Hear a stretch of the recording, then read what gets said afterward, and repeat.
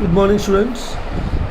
Diploma sem number 3 SM સબ્જેક્ટની અંદર civil અને મિકેનિકલ બ્રાન્ચ માટે એસએમ સબ્જેક્ટની અંદર આપણે આજે નવું ચેપ્ટર સ્ટાર્ટ કરીશું. Chapter number 8. ચેપ્ટર નંબર 8 છે કોલમ એન્ડ સ્ટ્રટ. આ ટૉપિક તમારા માટે નવો છે, તો પહેલાં તો આપણે બે વર્ડનો મિનિંગ સમજીએ. કોલમ એટલે શું અને સ્ટ્રટ્સ એટલે શું, બરાબર. તો સૌથી પહેલી વસ્તુ વાત છે સ્ટ્રટ. સ્ટ્રટને ગુજરાતીમાં કહેવાય ટેકા, બરાબર. મતલબ ટેકો તમે આપો. ફોર એક્ઝામ્પલ આ બીમ છે, બીમને તમે આપો એ સ્ટ્રટ કહેવાય. વર્ટિકલી જે ઊભેલો હોય, બરાબર છે. એટલે સ્ટ્રટનો મતલબ શું કે બાંધકામમાં વપરાતો એવો સ્ટ્રક્ચરલ મેમ્બર કે જેના પર એક્સિયલ કોમ્પ્રેસિવ લોડ લાગતો હોય. મતલબ સ્ટ્રક્ચરલ મેમ્બર છે, કન્સ્ટ્રક્શનમાં એક વપરાતો સ્ટ્રક્ચરલ મેમ્બર છે કે જેની પર કયા લોડ લાગે. એક એક્સિયલ લોડ લાગે અને એક કોમ્પ્રેસિવ લોડ લાગે, બરાબર. તો તેને શું કહેવામાં આવે છે? સ્ટ્રટ કહેવામાં આવે. સ્ટ્રટ હંમેશા વર્ટિકલ પણ હોય, હોરિઝોન્ટલ પણ હોય કે ઇન્ક્લાઇન્ડ પણ હોઈ શકે. આ સ્ટ્રટ છે. એટલે સ્ટ્રટ એક સ્ટ્રક્ચરલ મેમ્બર છે કે જેની અંદર એક્સિયલ અને કોમ્પ્રેસિવ બે પ્રકારના લોડ લાગે, તો એને શું કહેવામાં આવે? સ્ટ્રટ કહેવામાં આવે. સ્ટ્રટની અંદર એ વર્ટિકલ પણ હોઈ શકે, હોરિઝોન્ટલ પણ હોઈ શકે અને ઇન્ક્લાઇન્ડ પણ હોઈ શકે, બરાબર છે. આ એક વસ્તુ યાદ રાખવાની છે. હવે કોલમ અને સ્ટ્રટનો તફાવત છે. કોલમમાં શું છે? તેના પર ઓછો એક્સિયલ કોમ્પ્રેસિવ લોડ લાગે, આની ઉપર વધારે એક્સિયલ લાગે. સ્ટ્રટ ઊભો, આડો, ત્રાસી કન્ડિશનમાં હોય, મતલબ કે વર્ટિકલ, હોરિઝોન્ટલી. આ ઓલવેઝ કેવો હોય? વર્ટિકલ જ હોય. કોલમ કોઈ દિવસ આડો કે ઇન્ક્લાઇન ના હોય, ઓલવેઝ વર્ટિકલ જ હોય, એટલે કે ઊભો જ હોય. સ્ટ્રટનો ક્રોસ સેક્શન જે છે તે કેવો હોય? નાનો હોય. જ્યારે આના કેવા હોય? મોટા હશે. સ્ટ્રટ જે છે રૂફ ટ્રસ અને પુલ ટ્રસનો વપરાય. મતલબ કે તે રૂફ ટ્રસ અને પુલોના ટ્રસમાં વપરાય. મતલબ સમજો કે આપણે પતરા મારવાનો હોય ને, પતરા, એની અંદર સૌથી વધારે ટ્રસ વપરાય, બરાબર. ને આ જે સ્ટીલ અને કોન્ક્રીટની બિલ્ડિંગમાં વપરાય કોલમ. હવે છે રેડિયસ ઓફ ગાયરેશન. આ એક એ છે ફોર્મ્યુલા છે જે આપણે યાદ રાખવાની છે. રેડિયસ ઓફ ગાયરેશનનો મતલબ શું કે કોઈ પણ લેમિનાની રેડિયસ ઓફ ગાયરેશન એટલે અનુસંધાન અક્ષથી એવું અંતર. અનુસંધાન અક્ષ એટલે રેફરન્સ એક્સિસ. રેફરન્સ એક્સિસથી એવું ડિસ્ટન્સ, બરાબર. આપેલું છે, જુઓ. આ એવું ડિસ્ટન્સ કે જ્યાં લેમિનાના સૂક્ષ્મ ભાગોને, મતલબ કે એના સ્મોલ પાર્ટિકલ્સને સરખા અંતરે ગોઠવતા તેની આસપાસના લેમિનાનો મોમેન્ટ ઓફ ઇનર્શિયા બદલાતો. મતલબ એવું નાનું ડિસ્ટન્સ કે દરેક પાર્ટિકલને આપણે ગોઠવીએ ને તો દરેક પાર્ટિકલનો મોમેન્ટ ઓફ ઇનર્શિયા બદલાય ના. તો એ જે ડિસ્ટન્સ છે એ ડિસ્ટન્સને શું કહેવામાં આવે? Radius of gyration. મતલબ એવું ડિસ્ટન્સ કે જ્યાં આપણે નાના પાર્ટિકલ્સને ગોઠવીએ તો ગમે એવી રીતે ગોઠવો એને મોમેન્ટ ઓફ ઇનર્શિયા ચેન્જ ના થાય, તો એને શું કહેવામાં આવે? રેડિયસ ઓફ ગાયરેશનને સ્મોલ કે વડે દર્શાવે, બરાબર છે. એનું ફોર્મ્યુલા છે √i/a. આ એટલે આપણને ખબર જ છે કે સ્ક્વેર. આ એક વસ્તુ યાદ રાખવાનું છે. પછી છે સ્લેન્ડરનેસ રેશિયો. સ્લેન્ડરનેસ રેશિયોનો મતલબ થાય કે effective length upon k minimum, એટલે કે રેડિયસ ઓફ ગાયરેશન મિનિમમ. એ બંનેના રેશિયો જે છે તેને શું કહેવામાં આવે? Slenderness ratio. લેમ્બડા વડે દર્શાવે, બરાબર છે. આ એક ફોર્મ્યુલા થયો. એલી આપણે આગળ ભણ્યા ઇફેક્ટિવ લેન્થ, પેલી 5 કન્ડિશન આવી હતી તે આપણે જોવાની છે. બરાબર. અહીંયા પછી બધી કન્ડિશન થવું છે. એલીને ઇફેક્ટિવ લેન્થ કહેવાય, બરાબર, અસરકારક લંબાઈ. હવે કોલમના ટાઈપ્સ છે. પહેલો લોંગ કોલમ.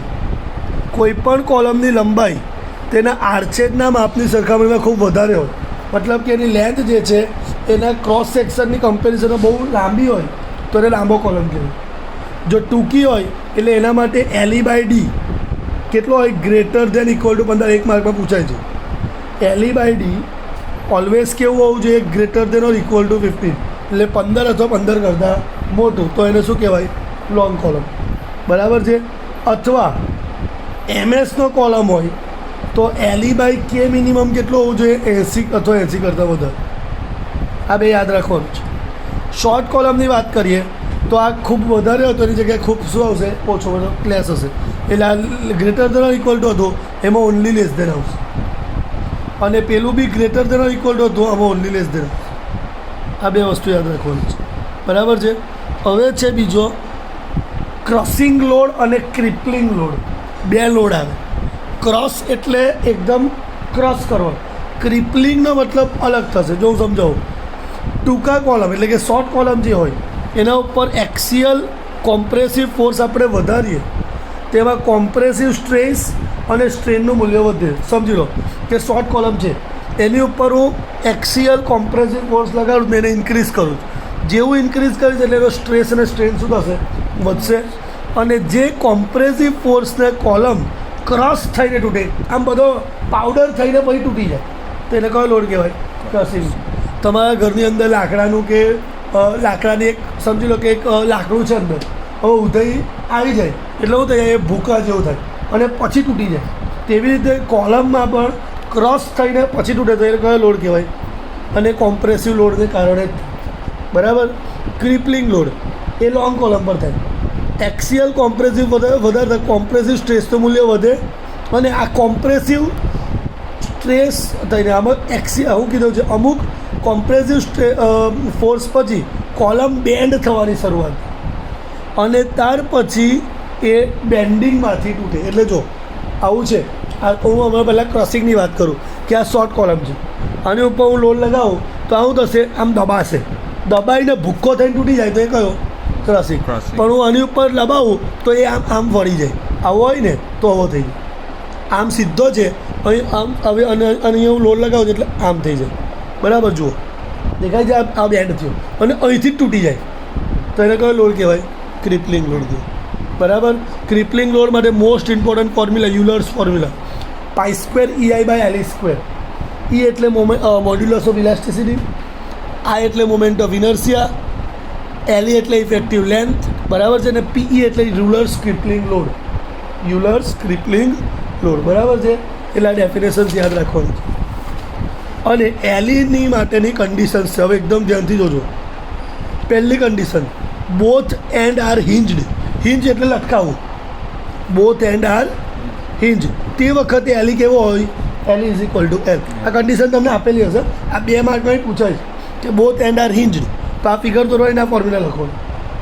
પછી એવું કે ભાઈ બોથ એન્ડ આર ફિક્સ્ડ, બંને ફિક્સ હોય તો તે વખતે LE = L/2.